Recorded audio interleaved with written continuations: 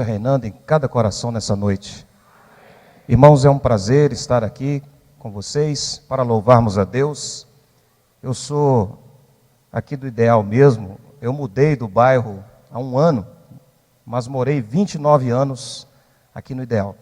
E vendo a Zilândia aqui na frente, me veio à memória, nós estudamos juntos, estudei junto com a Zilândia, estudei junto com a irmã dela, Zilaine, e eu estava lembrando que mesmo na minha adolescência, de vez em quando, a professora de ensino religioso me dava oportunidade. E aí, quando ela me dava oportunidade, eu aproveitava e evangelizava os colegas. E eu louvo a Deus porque a semente foi plantada. E hoje, os frutos estão sendo colhidos para a glória de Deus.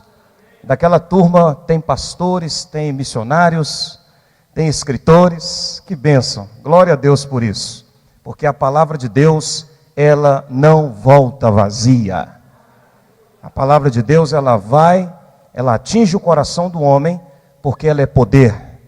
A palavra de Deus é mais penetrante do que uma espada de dois gumes, porque penetra na divisão da alma e do espírito, de juntas e medulas, é apta para discernir as intenções do coração. E falando de intenções do coração, eu quero falar hoje sobre o coração. Abra sua Bíblia em Lucas, no capítulo 15.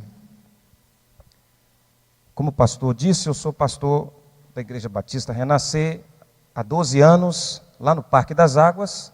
Sou casado com Kelly Cristina e os meus filhos, tenho 2 filhos, a Maria Laura e o Samuel Felipe. Os meus filhos são lindos, eu sempre digo isso. Eles são a cara do pai.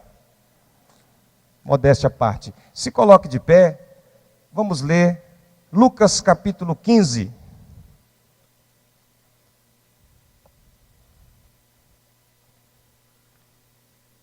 Quem encontrou, diga amém. Quem não encontrou, diga escola dominical. Todo mundo encontrou, maravilha.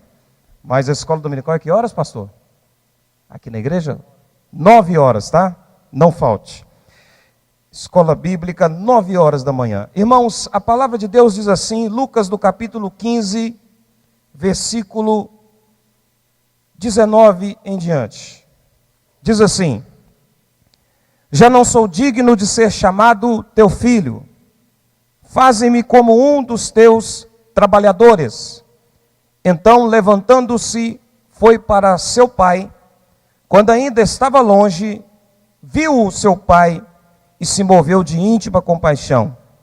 E correndo, lançou-se-lhe ao pescoço e o beijou.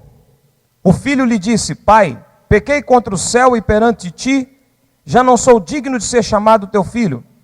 Mas o pai disse aos seus servos: trazei depressa a melhor túnica e vestiu com ela. E ponde-lhe um anel na mão e sandálias nos pés. Trazei o bezerro cevado e matai-o, comamos e alegramo-nos, pois este meu filho estava morto e reviveu, tinha se perdido e foi achado. E começaram a alegrar-se. Fecha a sua Bíblia, coloca a sua Bíblia no banco aí, e coloca a mão no ombro do seu irmão e diga para ele assim: olha, cuidado com o seu coração. Fala com ele assim: olha, abre o teu olho, hein, com o teu coração. Fica vivo, meu irmão. É isso aí. Feche os seus olhos e oremos mais uma vez. Senhor nosso Deus e Pai, te louvamos pela tua palavra. Deus, fale ao coração do teu povo nesta hora. Espírito Santo, use a boca do pregador e use os ouvidos de toda a igreja nessa noite. E que a tua palavra encontre guarida em cada coração. Esta é a nossa oração em nome de Jesus. Amém. Podem se assentar. Cuidado com o seu coração. Irmão, se você perguntar para um acadêmico o que é o coração, ele vai dizer: o coração é o órgão vital que bombeia o sangue para todos os órgãos do corpo. Se você perguntar a uma dona de casa o que é o coração, ela vai dizer: o coração é o lugar, é o órgão, é a sede das minhas emoções, é a sede dos meus pensamentos, meus desejos. Esse é o coração. Mas se você perguntar a Bíblia, você vai cair de costa. Porque a Bíblia, quando fala de coração, ela diz, cuidado. Quando a Bíblia fala de coração, ela nos alerta. A Bíblia, ela nos diz, por exemplo, em Jeremias, no capítulo 17, versículo 9 e 10. Enganoso é o coração e mais perverso que todas as coisas. Quem o conhecerá? Você vai ver lá em Mateus, no capítulo 15, a partir do verso 18 ao 20, que Jesus diz assim, olha, que do coração procede as saídas da vida. Do coração saem os maus pensamentos, o adultério, a prostituição, o assassínio. Então a Bíblia, ela sempre vai nos alertar. Provérbios capítulo 28, versículo 26, vai dizer assim, olha, o homem que confia no seu coração é insensato.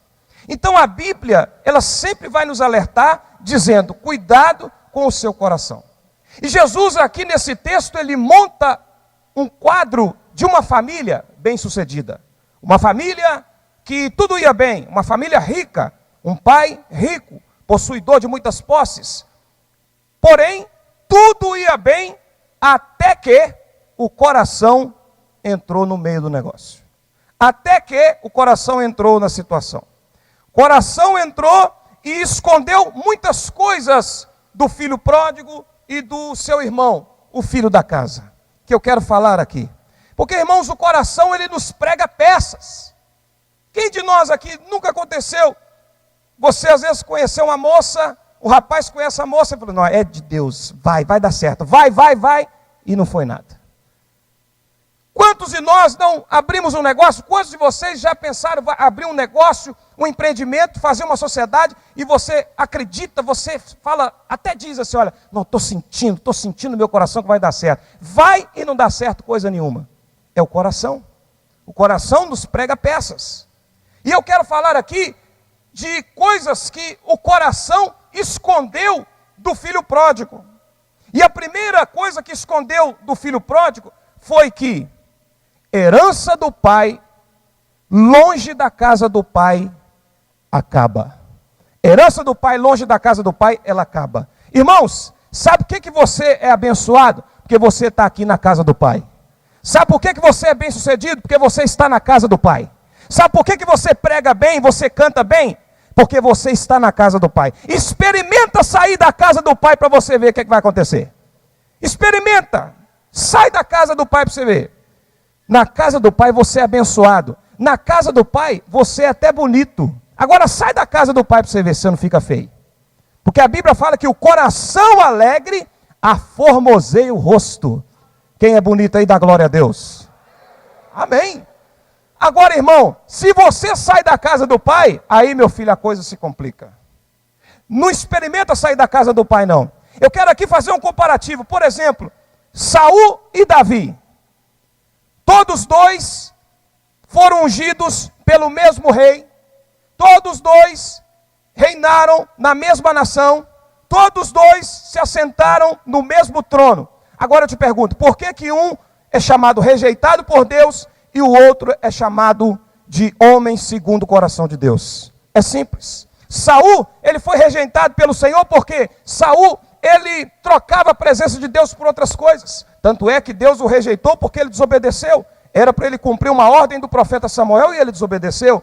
Então ele foi rejeitado por Deus. Saul não estava nem aí para a arca. Agora Davi não. Davi, ele amava a presença do Senhor. Davi tinha prazer na presença do Senhor. Davi, ele quando matou o leão, ele ficou feliz. Quando ele matou o urso, ele ficou feliz. Quando ele matou o gigante, ele ficou feliz. Mas quando ele viu a arca entrando em Jerusalém, diz a Bíblia que ele pulava, que ele saltitava de alegria. Porque ele queria a presença do Senhor. Quantos querem a presença de Deus? Precisamos da presença de Deus. E aquele filho pródigo quis sair da casa do seu pai, da presença do seu pai. E não foi boa coisa. Sair da presença do pai não é bom. Precisamos da presença de Deus. Moisés, ele disse assim, Senhor, se a tua presença não for conosco, nós não saímos daqui. A gente não arreda o pé se a tua presença não for conosco. E Deus disse assim, olha, eu vou enviar o anjo. O anjo vai adiante de vós. Aí ele falou assim, não, nós queremos a tua presença. Imagina o anjo até fazendo beicinho assim, ó. Porque o povo queria a presença de Deus. Moisés queria a presença do Senhor. Nós precisamos da presença de Deus. Irmãos, nós precisamos mais da presença de Deus do que das bênçãos de Deus. Tem muita gente buscando as bênçãos de Deus, mas antes de buscarmos as bênçãos de Deus, nós precisamos do Deus das bênçãos. Precisamos buscar o Deus das bênçãos, porque sem a presença de Deus, nós não somos nada. Sem Jesus, meu filho, você não é nada. Sem Jesus, nós não somos nada. Já viu a história do jumentinho? Jumentinho, ele chegou falando para os seus amigos que ele entrou em Jerusalém junto com Jesus e ele foi aplaudido, achando que ele era alguma coisa. E o amigo falou assim, então eu vou lá com você, eu vou ver esse negócio. Vamos conferir se você foi aplaudido mesmo. Quando ele entrou em Jerusalém com o amigo, ninguém deu ideia. Alguém falou assim, tira esse jumento daí, o que ele está fazendo na frente do caminho? Tira esse negócio daí. O amigo dele viu que ele, sem Jesus, não era nada. Disseram para ele assim, olha, com Jesus você foi aplaudido, agora sem Jesus você não é nada. Olha para o irmão do teu lado e fala assim para ele, olha, sem Jesus você está atrapalhando o caminho. Fala para ele assim, olha, com Jesus você é bem-sucedido. Aleluia. Graças a Deus. Precisamos da presença de Deus. Irmãos, a gente convive com perdas. Tem pai convivendo com a perda do seu filho. Tem órfão convivendo com a perda do seu pai e da sua mãe. Tem mulheres convivendo, tem viúvas convivendo sem o marido. A gente convive com perdas, mas sem Jesus não dá para viver. Sem a presença de Deus não tem jeito. Precisamos da presença de Deus. Agora, a segunda coisa que escondeu, o coração escondeu do filho pródigo, é que herança do pai, longe da casa do pai, não há vida. Longe da casa do pai, não há vida. Irmãos, quando é que o filho recebe a herança? Quando o pai morre. Só que aquele filho, ele pediu a herança ao seu pai antes do pai morrer. Então, nos planos, nos projetos daquele filho, o seu pai já estava morto. E ele então pegou a sua herança e foi embora. Só que nós vamos descobrir ao longo da história que quem estava morto não era o seu pai, era ele que estava morto.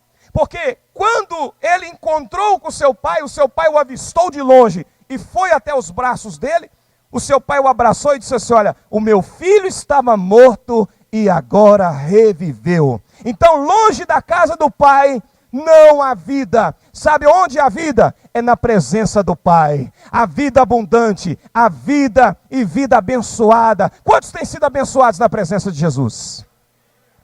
Mas longe da presença de Jesus não há vida. E o coração escondeu isso do filho pródigo. Mas ainda há uma terceira coisa que o coração escondeu do filho pródigo. É que, longe da casa do pai, há fome. Irmãos, o diabo descobriu que o homem faminto, ele faz besteira. O homem com fome, o homem sedento, ele faz besteiras. Ele prostitui, ele adultera, ele se droga, ele vai para a balada. O homem sem Deus, ele tem uma fome que não pode ser saciada. E Satanás, por sua estupidez e sua astúcia, ele chegou para Jesus quando Jesus estava jejuando, e Jesus estava com fome, 40 dias e 40 noites sem comer, e Satanás oferece a Jesus um alimento duvidoso. Oferece para Jesus, olha, você está com fome? Então transforma as pedras em pães. Essa foi a proposta do diabo para Jesus, oferecendo um pão de origem duvidosa. E da mesma forma, muitas pessoas estão saciando a sua fome, não com um pão verdadeiro, estão saciando a sua fome com pedra. E pedra não é pão, pedra não é alimento. O diabo, ele oferece pedra. Ele fala assim, olha, prostitui para você aproveitar a vida. Vai para a balada para você aproveitar a vida. Conhece umas meninas aí no WhatsApp para você aproveitar a vida. Dá uma pulada de cerca para você aproveitar a vida. Irmão, só que o homem que não alimenta do pão verdadeiro, ele nunca vai se saciar. Prostitui hoje, vai prostituir amanhã. Se droga hoje, vai se drogar amanhã. Mas Jesus sabia o que ele queria. Ele queria o alimento que o Pai dá, o alimento que Deus dá. Jesus não queria um pão duvidoso, de origem duvidosa. Ele queria um alimento verdadeiro, um alimento que vem dos céus, um alimento que vai saciar a sua fome. Irmãos, nós precisamos do pão, o pão que desceu do céu. O Senhor é o pão, é o alimento para a nossa vida. Nós temos o pão aqui, ó, na palavra de Deus, aleluia. Aqui tem alimento, aqui tem alimento para você. Agora, irmãos, naquela época, naquele tempo, aquele filho pródigo, ele estava longe de casa e houve fome na terra. Só que quando ele encontra com o seu pai manda matar o novilho gordo, o bezerro cevado. Agora pergunta para mim, igreja, mas pastor, não havia fome naquela terra? Pergunta para mim. Toda a igreja, pode perguntar em voz alta.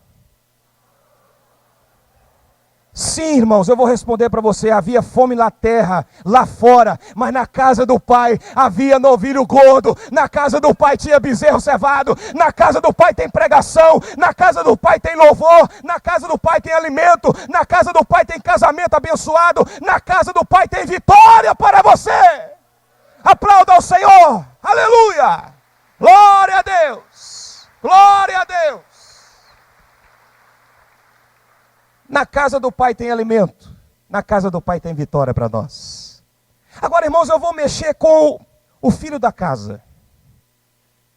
O coração escondeu algumas coisas também do irmão mais velho, do filho da casa.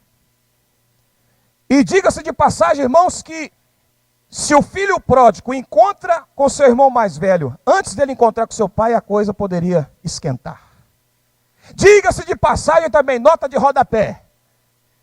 Tem desviado que se encontrar com determinados tipos de crente, ele nem volta para a igreja, ele nem volta para Jesus. Porque ao invés da pessoa atrair o desviado para a presença de Deus, ele vai acabar afastando ainda mais. Porque tem gente que parece que puxa para o lado ruim. Você já viu a história do policial que tentou convencer a pessoa que ia suicidar, pular da ponte? Ele tentou convencer, não pula não, não pula. Sabe o que aconteceu? Foi o candidato a suicida que convenceu o policial a pular da ponte. Disse, não, vamos pular assim, essa vida não presta não. E o suicida convenceu o policial, os dois pularam e acabaram os dois morrendo. Então, tem crente que se encontrar com o filho pródigo, meu filho, ele acaba distanciando ainda mais. E o coração escondeu algumas verdades do filho da casa. E a primeira verdade que escondeu é que aquele filho da casa tinha sérios problemas com seu pai. Ele era ressentido, ele era amargurado, ele trabalhava para o pai, mas ele não tinha comunhão com o pai. Ele era cheio de problemas, cheio de coisas, cheio de nhenhenhen, cheio de problemas internos, porque ele não conseguia perdoar o seu pai, pelo seu pai ter aceitado o seu irmão. Era uma pessoa problemática. É aquela pessoa que está dentro da igreja, que ele faz a obra de Deus, mas ele tem ressentimentos com Deus. Ele tem decepções. Eu orei a Deus, eu falei com Deus, eu pedi a Deus e Deus não fez. Tem muita gente frustrada, porque orou pedindo a Deus determinada bênção e Deus não deu. Pediu a Deus para fazer de um jeito, Deus fez do outro. Então essa pessoa tem algumas frustrações, tem algumas decepções. E esse filho da casa tinha também essas frustrações. Ele tinha esses ressentimentos. E ele precisava ser tratado. Mas o coração escondeu isso dele.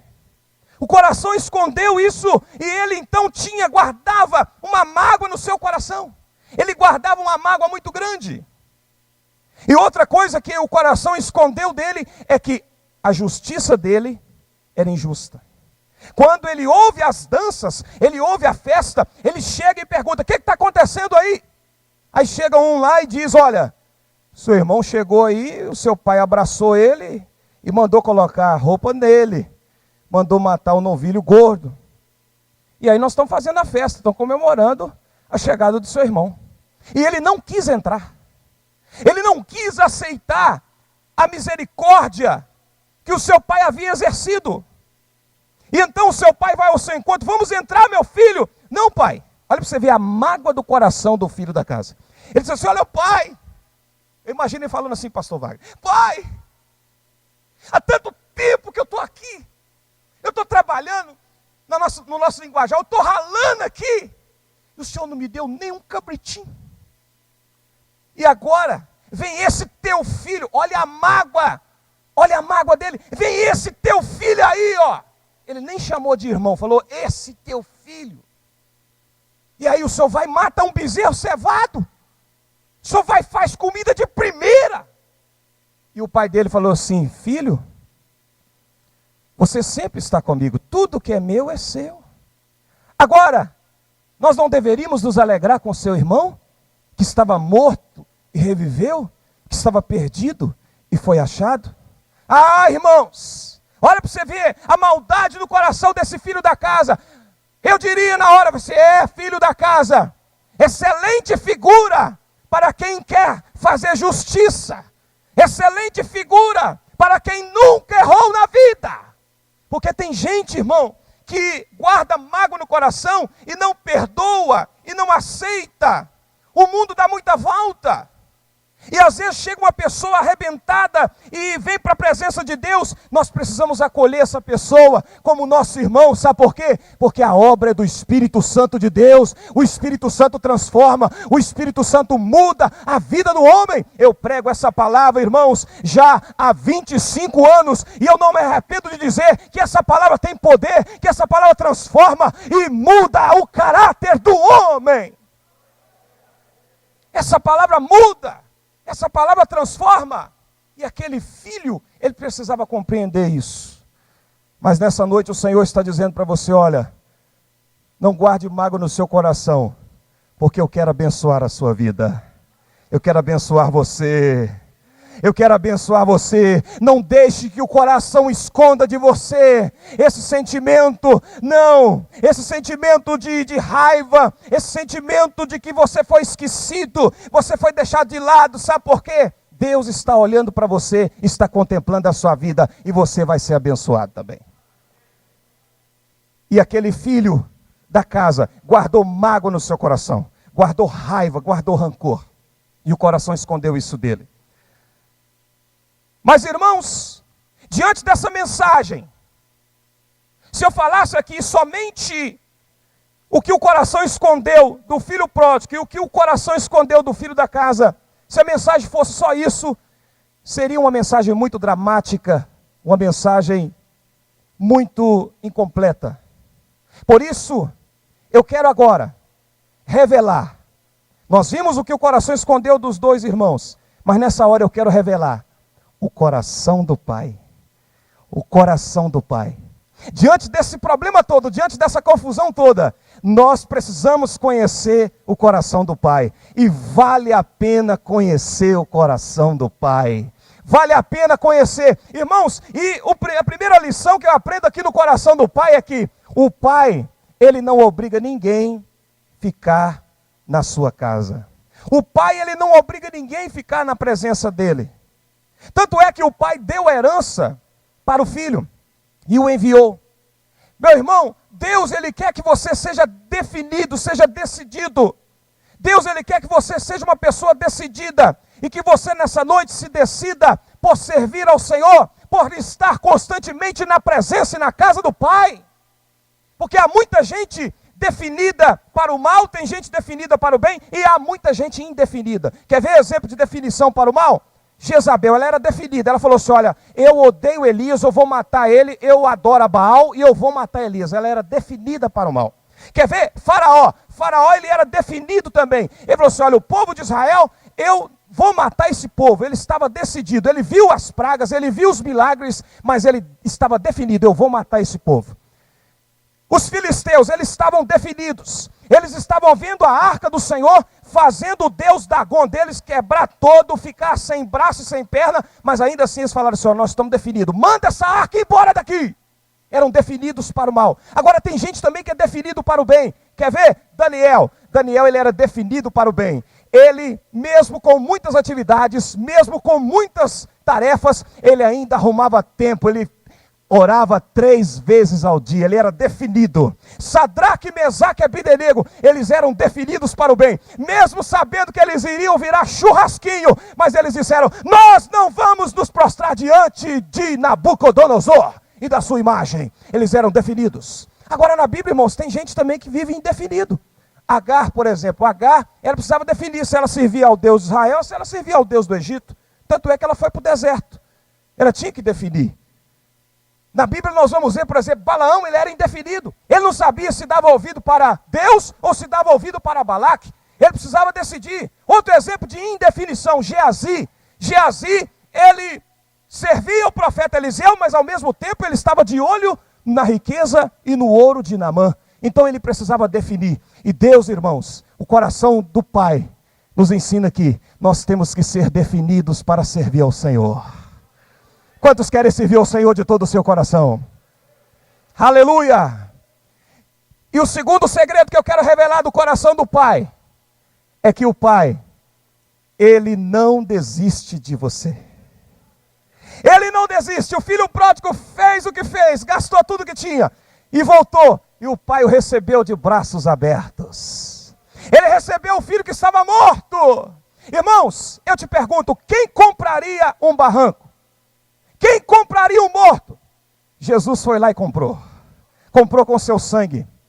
O corretor Satanás, ele jogou os seus defeitos lá em cima. E o seu preço foi lá embaixo. E o avalista Jesus disse: eu pago. Aleluia! Ele não desiste de você. Deus não desiste de você. Você é importante, você é especial para Deus. O sangue de Cristo nos purifica de todos os pecados. Tem uma historinha que eu gosto muito, que é de um menino que ele sempre, ele mirava com seu estilingue as coisas. A bananeira ele mirava, ele errava.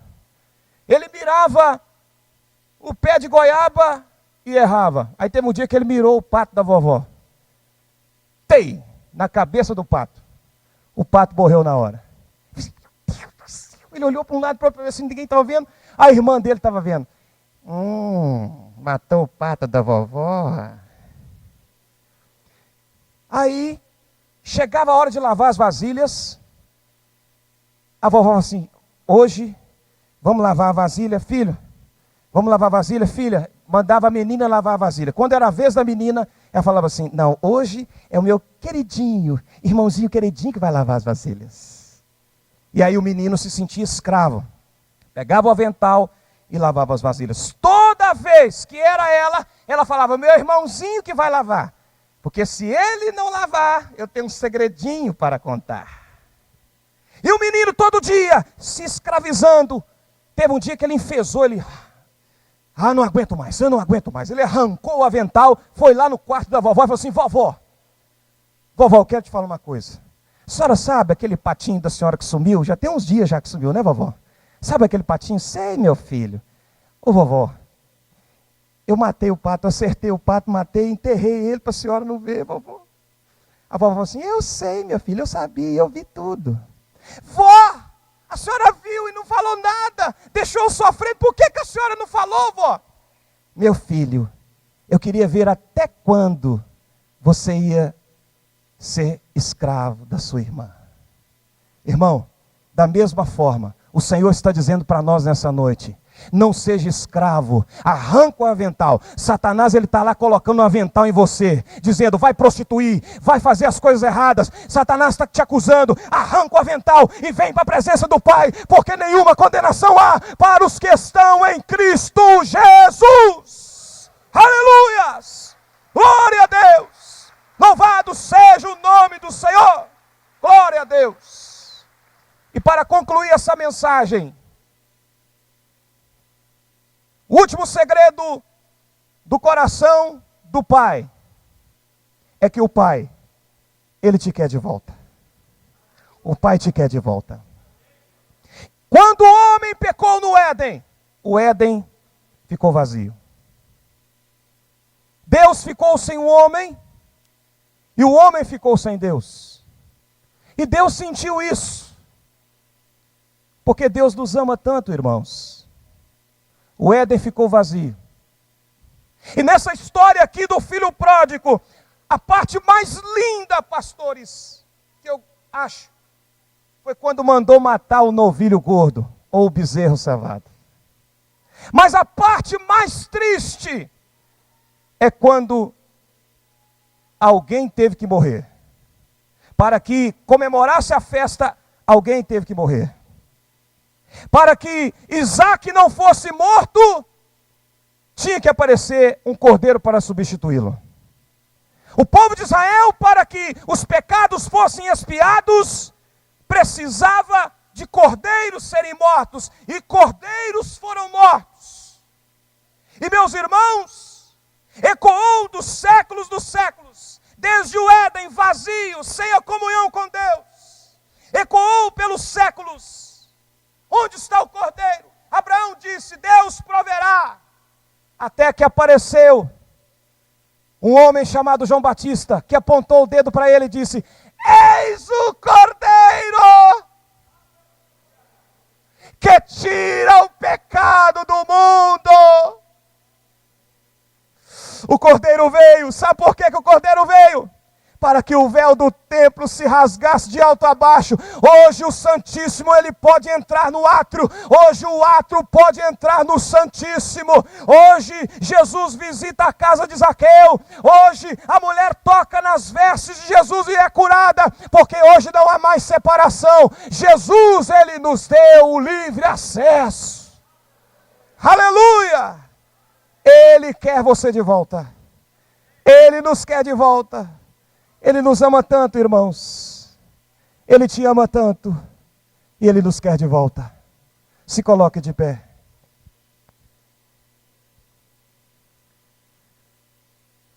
Jesus, Ele conta a história das 100 ovelhas.